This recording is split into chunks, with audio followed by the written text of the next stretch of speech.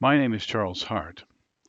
In July of 2018, I traveled from Australia to Green Cove, Virginia to attend the Hart Family Reunion at my grandfather's old house.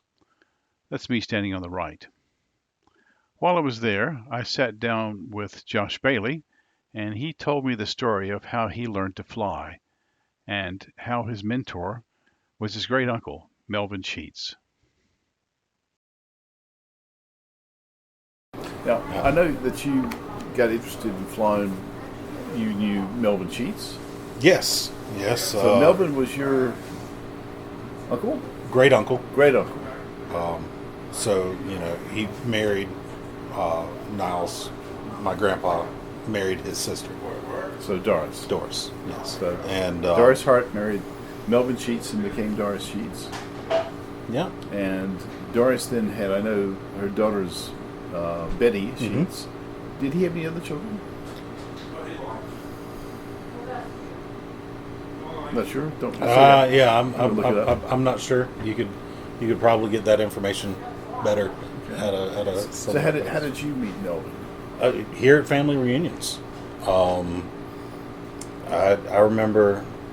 I've always had a fascination with aviation. It's always been. When I was little, that's what I wanted to do, fly something. From what age? As long as I can remember. And I remember being up here on one of the family reunion trips. Not exactly sure when it was. I was probably about 8 or 9 at the time, and I had my dad's work laptop up here with Microsoft Flight Simulator on it and a joystick, so I was getting bored and flying around, and then Melvin came over and was looking at what I was doing and got to talking, and he was very interested in what I was doing, and was commenting on me flying, and I was trying to show him how to fly the flight simulator, and in the years following that, we would always talk about flying, and he started talking about his experiences from World War II, and from what I understand, it was something that he had never really spoken a whole lot about. That's what I've been told. So, and I really wish I knew and remembered more of some of the things that he told me. And luckily, my dad was around when a lot of these stories were being told, and was capturing on it a little bit more than my 10-year-old mind could grasp.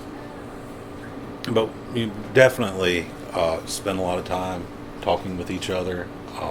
Quickly became buddies. And so, what planes had he flown? well, he flew the P47 starting off in the Pacific. So it's a fighter. Yes. One of the earlier fighters before the P51 was introduced. The P51 came along later, and he mentioned that he had an affinity for the P47 and how it performed. But the P51 was an amazing machine. That was the P51 Mustang. Is that what Yes, you're talking about? the Mustang, and it was a treacherous aircraft from everything that I've heard and understood. I've never seen this statistic written down. I've heard it spoken a lot of times that it killed more pilots in training than were killed in combat.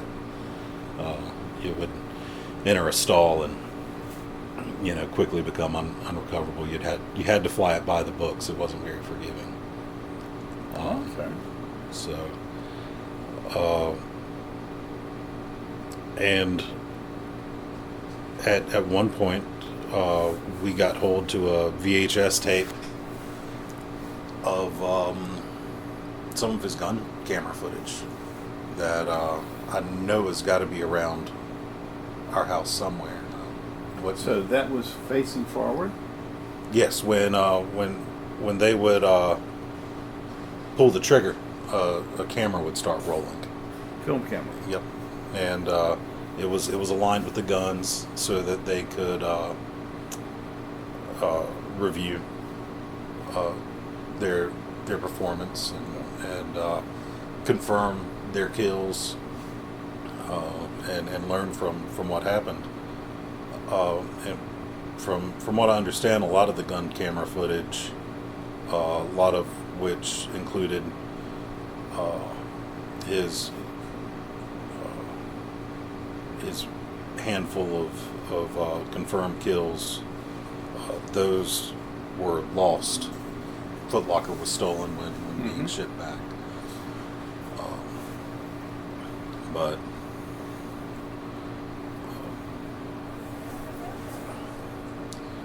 there was a lot of bravery on display. Him flying directly into machine gun fire over and over again, strafing runs. So where would the machine gun fire come from? From the ground? Yes, a lot of times he would be strafing anti-air machine guns that were installed. And one of them, it was installed in a lighthouse, and came in and from what I recall, the gunner Melvin assumed that he was surprised and didn't get a good lead on him. He was pointing directly at him, and that's a good way to miss. You got to aim at where the airplane's going to be. So he came in for the first run and shot at the target. Came back around, and by that time, the gunner had realized his mistake and was shooting a lot closer. And he fired on the lighthouse again, and then came back for a third run, and there was no machine gun fire coming back at him. And that's quite a amazing thing for somebody to do, putting themselves. So he went back 3 times. Yep. Wow. So, and as Dad mentioned earlier, that he said that after they had been there a short amount of time, they just assumed that they were all going to die. They were watching people all around them die, and that. Which part of the war was this? This was all in the Pacific. Okay. He was all the stuff he did was in the Pacific, and he. Him and a lot of his fellow pilots just went ahead and made the decision that it was over for them either way, and they needed to do the best that they could to keep somebody else from having to come in and die because they didn't do their jobs. And I remember him talking about how that was very difficult after the war, because he survived? Because he had gotten into that mindset of, I'm a dead man walking. And then having to get back into normal life. It was a very, very tough transition. So he was involved in the war right to the end in 45. Mm-hmm. So he returned to the U.S. Mm-hmm. Was he married to Doris at that time? Yes. So he married her before the war? I believe so. Okay. And shortly after, or within a number of years after he returned, is when he started working for Dow Chemical. Now, did Melvin ever fly after he came back from the war? Did he then remain a pilot, or did he continue to fly? I don't think he ever flew much after the war. I don't remember any talk of that. Never took you up? Mm-mm. No, I never flew with him. I would have loved to have had that opportunity, but no, So there were certainly people involved, certainly the Army, who documented those things and would provide those sorts of details.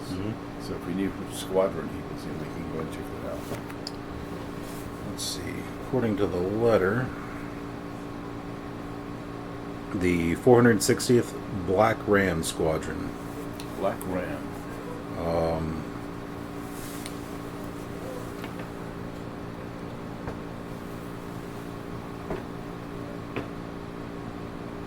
They were in the South Pacific?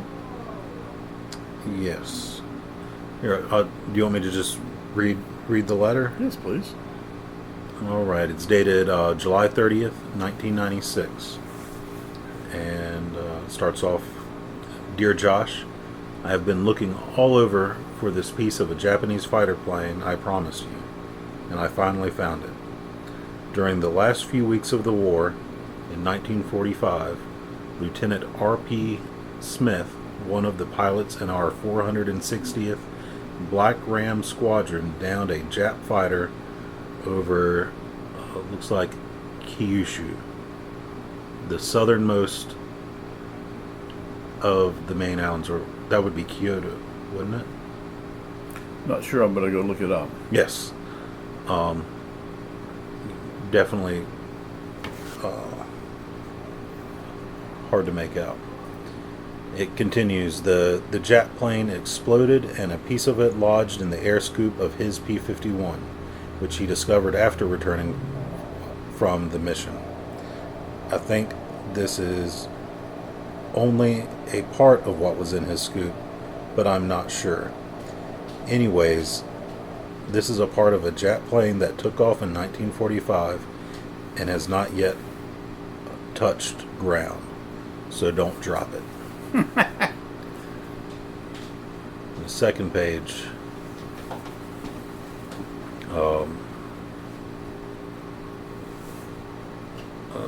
Once after the Japs had destroyed and damaged a number of our P-51s during a night raid, I found a shrapnel hole inside the air scoop of my P-51. It was not from the bombing raid, so I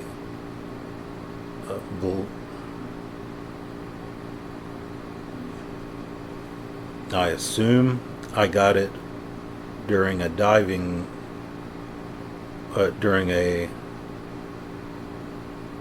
bombing run, and it was not noticed until we checked our planes after the raid. I hope you have many happy flights and can walk away from all your landings. Love and best wishes, Uncle Melvin.